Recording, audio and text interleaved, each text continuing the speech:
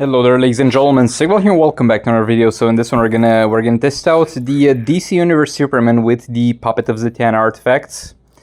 That's the build we're going with, which is the usual build. I go for Killer Frost and Martian Manhunter. Martian Manhunter is not like mandatory here, but it's nice because it prolongs the duration of negative effects. And if you want to even attempt Puppet Superman, the Killer Frost is kind of mandatory because our specials kind of knock down the enemy, and we're gonna use the special one. And we need to freeze the enemy so they no longer get knocked down, so we can better spam these specials.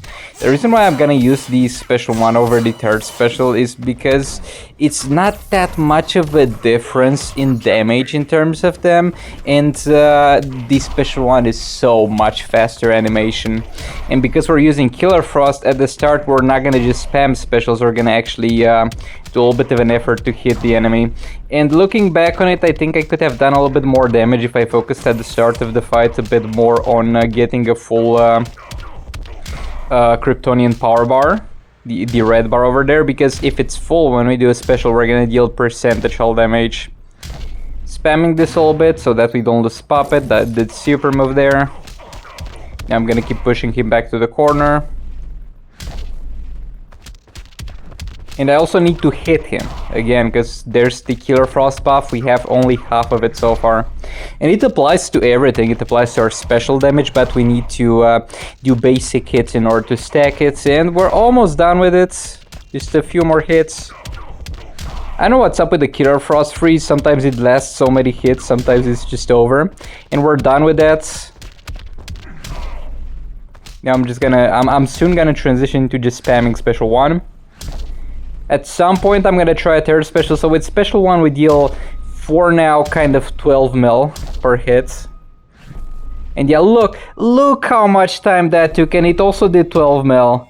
It does literally the same damage as the special one, dude, and it's so much slower animation. Like, look, I'm doing almost 3 special ones in the time frame when I'm doing a third special. That is why, like, look, if you can't combo interrupt with any builds, this applies to any Superman builds.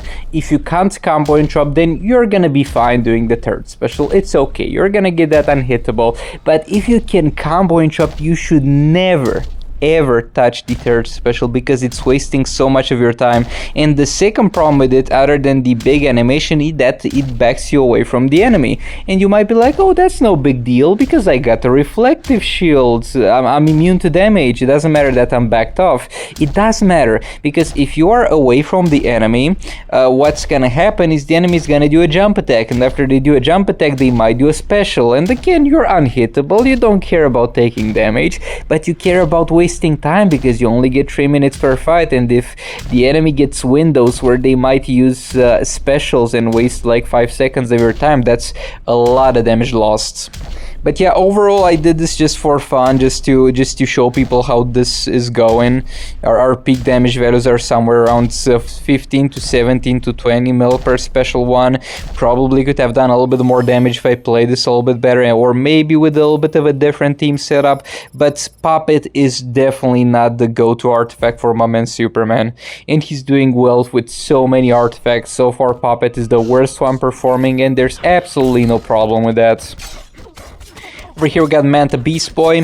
The Enchantress disables every single special except for the third special, which is fine because that's the only thing we need here.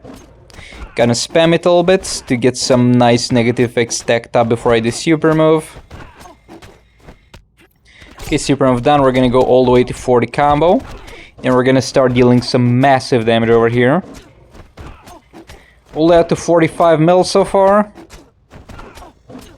Red Hood didn't really do anything for us here, he was not needed. I just need a third character to carry a passive stat artifact. But yeah, in regards to Superman with Puppets, it's just not gonna do anywhere close to as good as the other artifacts for him. And it's a good Puppet, I got some lethal damage on that stuff. It's as good as it gets. Over here with Black Adam, this guy tends to deal a lot of damage. He's got only 2 things, but those 2 things are enough to make him dangerous. He is the boss of the Soul Raid with the highest attack except for Raven. And at the same time, he is going to have the Berserk ability, which makes him deal more damage the more power he has. So we're using the Batman Ninja team so that I reduce the risk of dying. At least at the start of the fight, because once we get Puppet going, we're gonna be fine. And I'm using Batman Ninja Catwoman because she gives me that immortality thing. Like, I really wanted to make sure my character survived here. But as a comparison, she does so much less damage with Beta Club than Batman Ninja Batman. Like, the difference is just enormous, and it is because of the crit damage class passive that Batman Ninja Batman gets. I've been using Batman Ninja Batman always with Beta Club, and I haven't used Catwoman in so long that I was actually surprised we deal so little damage with Beta Club on her. Gonna spam here the third special Catwoman back in. Also, it's a lot more inconvenient to get jump attacks done with her. Like, Batman has a much better jump attack animation, and the jump attack is the best thing to trigger Beta Club because it's the highest damage value out of all the attacks that can trigger it. Swipe down being the lowest value attack. And yeah, we killed him. This was definitely the first try, I promise. I definitely didn't die once and just quit the fight and then put it in the recording. Over here we got League of Anarchy. League of Anarchy, I haven't played League of Anarchy for a bit, and then I played them without any damage amp. Like, I just put Predator Batman in there with puppets and set up the stance with him, and they did very little damage, and I was like, oh, what's wrong with them? Are they bugged? Is this okay? But yeah, I just forgot that they just need a little bit of a damage buff to get things going, and they're gonna go crazy. 300% damage buff is literally all they need to be extremely strong, and I'm sorry for disrespecting and doubting them. And for the last fight over here, we got my boy Orm. We're gonna have Orm with Flash.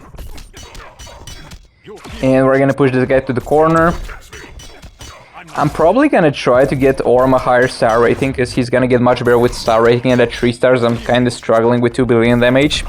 And since we're talking about Orm, like I was talking in the previous video about the flawed Justice team and how they would need a buff, because they're kinda weak at the moment.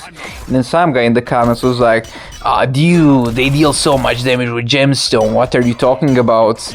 Yeah, so do all the other legendary teams that I was comparing them to, but you gotta realize that not a huge percentage of the player base have access to the Gemstone or the Beta Club, because they do well with the Beta Club too. They can get easy 2 billion damage with Beta Club.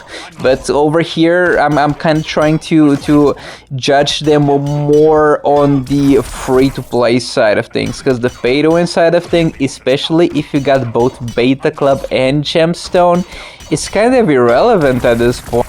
But yeah, all that being said, thank you so much for watching, and goodbye!